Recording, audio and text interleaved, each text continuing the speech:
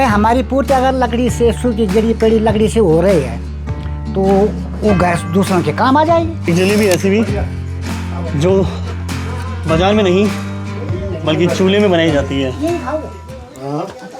पूरे भारत में जहाँ एक तरफ एलपीजी की किल्लत हो रखी है, वहीं पौड़ी में भैंसवाड़ा घड़ियाल में हमारे साथ एक अंकल जी हैं जो पिछले 2 पीढ़ियों से चूल्हे में जलेबियाँ बनाते हैं। देखो मेरे कहने का मतलब है जैसे गैस की किल्लत हो रही है तो हमारे घर गांव में इतना लकड़ी सड़ी हुई है पड़ी हुई है जंगलों में, उसको उठा करके ले जाएं तो ईंधन की पूर्ति हो सकती है। जो डेड स्टॉक है जंगल में जो बेकार जा रहा है जिससे जंगलों को हानि पहुंच रही है, उस सड़ी गली लकड़ियों को लाता हूँ मैं उठा करके ये जो बिल्कुल सफ़ेद हो चुकी हैं, अब उन्हीं को जो है इस्तेमाल में लाया जाता है।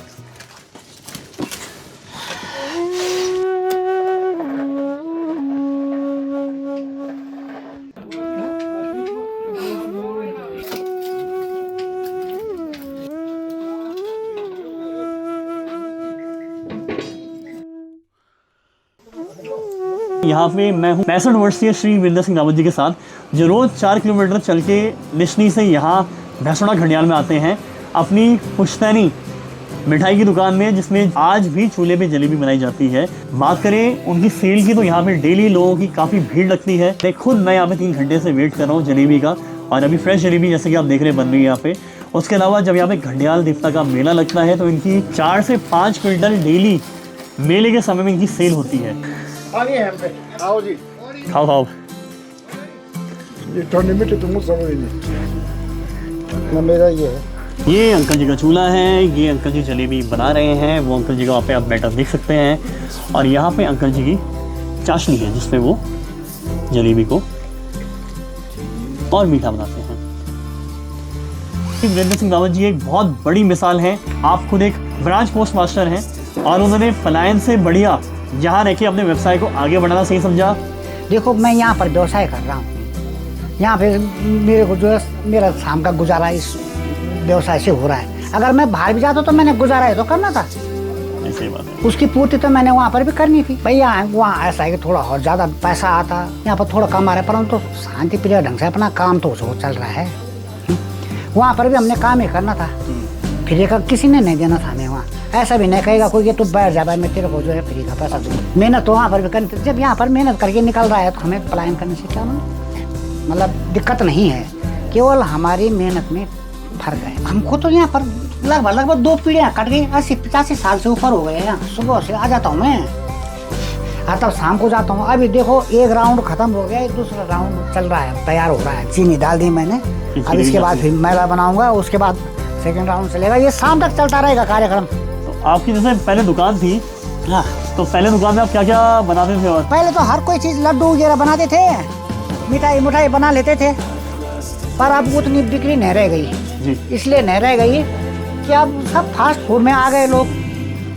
पहले तो जैसे सेल होते थे, पकौड़ी होती थी, अब कौन खाते हैं? अब तो उसमें चाउमीन ने मैगी ने सबको घेर दिया है जी, है ना।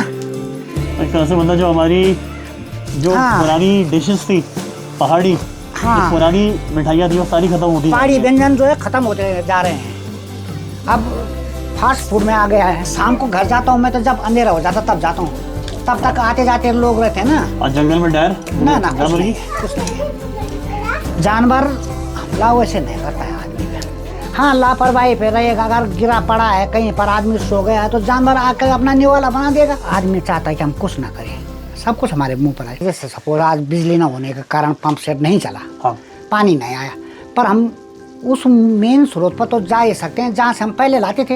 ये पंप सेट तो आज आ रखा है जी, तो वहाँ तक तो हम जा सकते हैं और अपने इस्तेमाल के लिए जो है पानी वहाँ से ला सकते हैं। हम मेहनत नहीं करना चाह रहे हैं कुल मिला के। एक बार बताओ, जैसे पहले पहाड़ी समुदाय, पहाड़ी समाज के जितने भी लोग थे, आप ये इस पीढ़ी में ऐसा क्या हुआ कि लोग इतने ज़्यादा आलसी हो गए, कामचोर हो गए?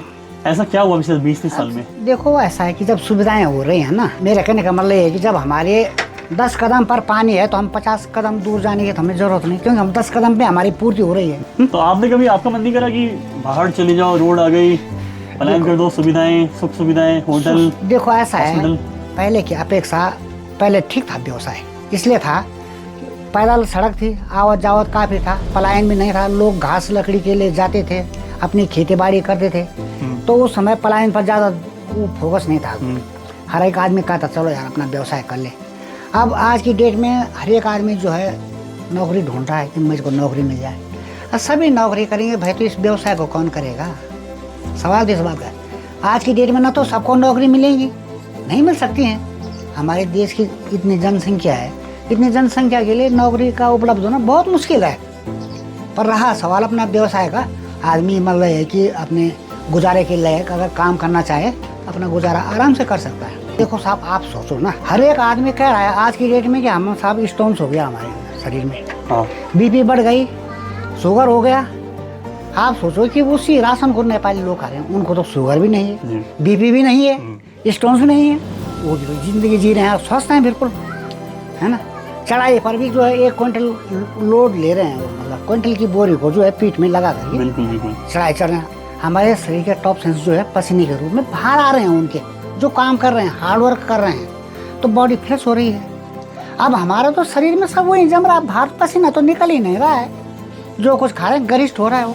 हम लोग जो है खाली भी नहीं चढ़ पा रहे हैं, पाँव में दर्द हो रहा है, जबकि हमारे शरीर में कोई वजन भी नहीं है। तो हमने अपने शरीर को इस प्रकार से अपंग बना दिया है। मतलब जब आपके बाद जो है इस दुकान का मतलब क्या फ्यूचर है? अब क्या है, जब तक दिनचर्या चल रहा है, जब तक शरीर काम दे रहा है, काम ले रहे हैं शरीर से, रोजी रोटी की तलाश कर रहे हैं, आपूर्ति हो रही है,